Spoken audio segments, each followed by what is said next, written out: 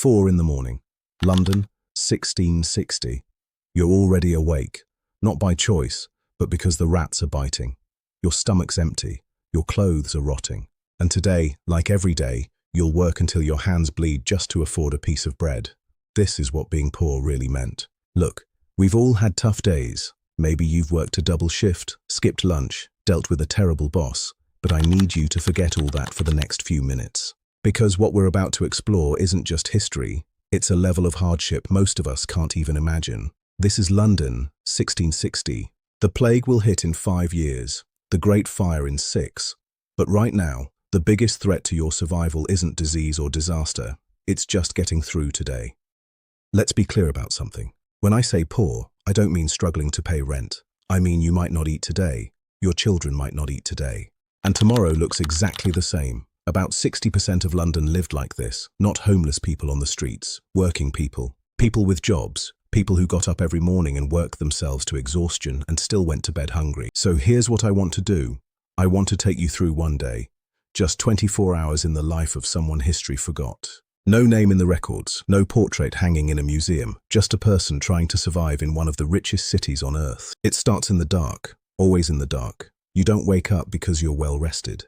You wake up because your body knows that if you don't get moving now, someone else will take the work. And without work, there's no food. It's that simple. You're in a room the size of a modern walk-in closet, and you're sharing it with 6 other people. Your wife's already up. She's been up for an hour, actually, trying to get the fire going with damp wood and prayers. The fire is everything. It's heat. It's light. It's how you cook the little food you have. You guard it like treasure because starting a new fire means begging a coal from a neighbor or paying someone with money you don't have. The room smells terrible. There's no way around it. 6 people sleeping in one space, chamber pots in the corner, unwashed bodies, damp walls, rotting straw mattresses. You've stopped noticing most of it. Your kids are still asleep on a pile of rags in the corner. The baby's coughing again. That cough that never quite goes away. You worry about it, but what can you do? Doctors cost money. Medicine costs money. You barely have enough for bread. You get dressed, which takes about 30 seconds because you sleep in most of your clothes anyway. One shirt, one pair of breeches, shoes that are more holes than leather. In winter, you'll wrap rags around your feet for extra warmth. Your wife hands you a piece of bread. It's hard, probably a few days old, but it's something. You wash it down with ale, not wine, not beer, small ale. Basically watered down beer that won't make you drunk but won't kill you like the water will. The Thames is right there, flowing through London, and it's basically an open sewer. People dump everything into it. Butchers, tanners, dyers and regular folks just trying to get rid of waste. Drinking from it is asking for death. Your kids wake up, the older ones anyway. They need to work too. Your son is 9. He'll spend today running errands for a merchant, carrying messages across the city for a penny or two. Your daughter is 11. She's helping at a baker's shop, cleaning and carrying. These aren't part-time jobs, these are 12-hour days. And they're lucky to have them. Without that penny, the whole family might not make it through the week. You step outside, and London hits you like a wall. The noise first, bells ringing from dozens of churches, street vendors already shouting, horses, carts, people arguing, then the smell. I mentioned the room was bad, the street is worse. There's no garbage collection, there's no sewage system. People just throw everything out their windows, literally everything. You learn to walk close to the buildings and keep your head up because you never know when someone's going to empty a chamber pot from a second-story window. They're supposed to yell a warning. Most do, some don't. In this city, survival means constant vigilance. The streets are narrow, really narrow.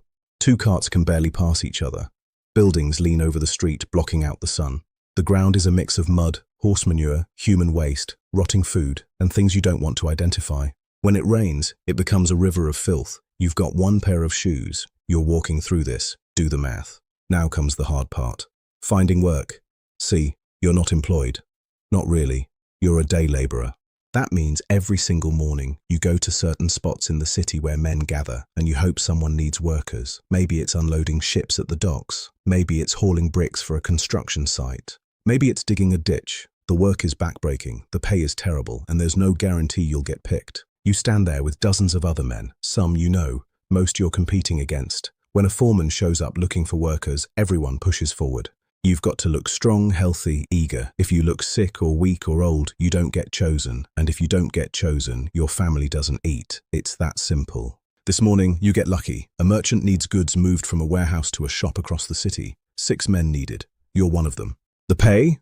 4 pence for the day. That's enough for bread, maybe some cheese if you're careful. It's enough to survive one more day. The work starts immediately. You're carrying heavy sacks on your back through those same disgusting streets we talked about. Each sack weighs as much as a small person. You make trip after trip. Your back aches. Your legs ache. There's no break, no lunch break, no water break. You just work. If you slow down, you get yelled at. If you get hurt, you're on your own. You get injured, you're done.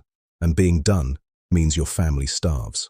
Around midday, you buy something from a street vendor. A pie, maybe. It costs a penny. You don't know what's in it. Probably scraps of meat, vegetables, whatever the vendor could find. It's cooked, which means it probably won't kill you.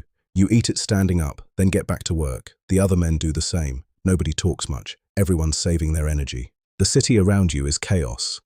London in 1660 is like a living organism, constantly moving, constantly loud, constantly dangerous. There's no police force. Crime happens in broad daylight. Pickpockets work the crowds. Thieves grab whatever they can. If you get robbed, too bad. If you get beaten, too bad. You learn to keep your head down and your few coins hidden. Then there are the beggars. They're everywhere. Men missing limbs from the wars, women with sick children, old people who can't work anymore. The line between you and them is razor thin. One accident, one bad month, and that's you. The church is supposed to help the poor, and sometimes they do. They give out bread sometimes. But there are too many poor people and not enough charity. Most people just step over the beggars and keep moving, because by late afternoon the work is done. The merchant pays you 4 pence as promised. You hold those coins tight. This is everything. This is survival. You head toward home, but first you stop at a tavern. Not to get drunk. You can't afford that. But the tavern is warm. It's where people gather, where you hear news, where you might learn about work tomorrow. You buy a cup of ale for a halfpenny and nurse it slowly. Some men are playing dice. Others are arguing about politics. King Charles is back on the throne, but most people here don't care. Kings come and go. Poverty stays. You get home as the sun sets. There's no streetlights. Once it's dark, London becomes extremely dangerous. Criminals own the night. You want to be inside before then. Your wife has made pottage, a watery vegetable stew with cabbage, onions, maybe a bit of barley. You all eat from the same pot. It's hot, it's filling. For this moment, sitting with your family, you're okay. The kids are exhausted. They collapse onto their rags and fall asleep immediately. You and your wife sit by the fire for a while. You don't talk much. What is there to say? Tomorrow will be exactly like today, and the day after that, and the day after that. You'll work until your body gives out. Then what? You try not to think about it. Before bed, your wife says a prayer. She prays for work, for health, for the baby's cough to go away, for safety. Religion is important here. It's one of the few things that gives people hope. The idea that maybe, just maybe, the next life will be better than this one. You lie down on that same straw mattress. Your back hurts. Your hands are blistered. You're exhausted. But you can't really rest because you know in a few hours you'll have to do it all again. And here's the thing that really gets me. This wasn't unusual. This wasn't a bad day. This was just normal. Thousands and thousands of people in London lived exactly like this. They worked themselves to death for pennies. They watched their children go hungry. They lived in filth and fear and pain, and history barely remembers them. We live in a world with problems, real problems. But we have things these people couldn't even dream of. Clean water, warm houses, medicine, days off.